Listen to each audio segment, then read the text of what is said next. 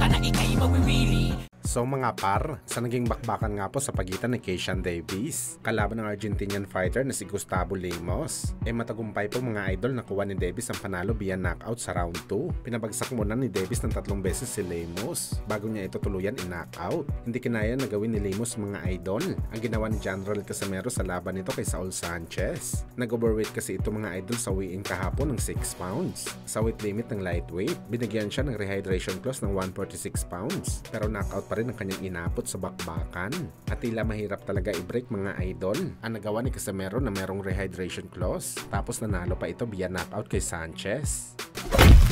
Samantala sa naging undercard naman po mga idol, sa bakbakan sa pagitan ni Abdullah Meson kalaban si Johan Vasquez, kung saan mga idol, ang ganda ng naging bakbakan ng dalawang fighter. Unang round pa lang bagsakan na kaagad ang nangyari. Ginulat ng heavy underdog na si Vasquez, ang number 1 boxing prospect na si Mason. Bagsak ito mga idol sa kaliwa ni Vasquez. Pero dahil 20 anyos pa lang si Mason mga idol, nakatayo kaagad ito sa ring. Bagamat ilang segundo pa lang ang nakalipas, nakabawi naman kaagad si Abdullah Mason. Pinabulagta din nito si Vasquez gamit ang kanyang short uppercut. As in plakta talaga si Vasquez mga idol. At pagtayo nito sa ibabaw ng boxing ring, paika-ika na ito kung lumakad. Na-injury na pala ito sa kanyang knockdown. Bagamat ilang segundo lang din ang nakalipas mga idol. Kahit paika-ika itong si Vasquez, ginulat na naman ito ang mga live audience. Pinagapang ulit nito si Mason sa lona. Parehong suntok pa rin ang ginamit ni Vasquez ang left hook. Pero nakasurvive si Mason sa round. Bagamat pagdating ng round 2 mga idol, bumawi naman kaagad si Abdullah Mason kay Vasquez. At dito kitang-kita sa laban mga idol na ilang na talaga pumasok si Mason.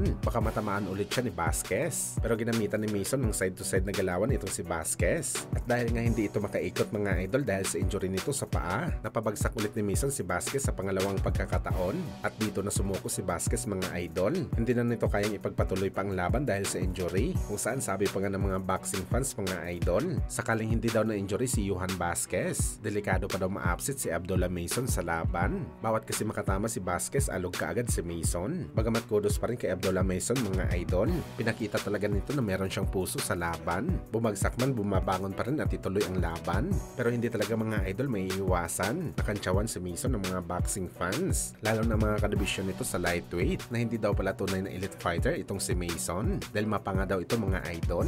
Kung nagawa daw siya pabagsakin ng hindi kilalang boxer, paano pa daw kaya kung mga top boxer na sa lightweight ang makatama sa kanya? Kagaya na lang ni Tank Davis. Dagdag pa ng mga fans mga idol, kalimutan na daw ni Abdullah Mason ang titulong Prospect of the Year ng The Ring Magazine dahil malabo daw mapunta sa kanyang titulo at sa halip makukuha daw ito ng bagong prospect ni Floyd Mayweather Jr. na si Carmel Moton. Mas pulido daw kasi mga idol ang panalo ni Moton. Lahat ng laban niya wasak lahat ng kalaban at hindi pa daw siya na knockdown kahit isa man lang sa kinalaban nito ngayong taon.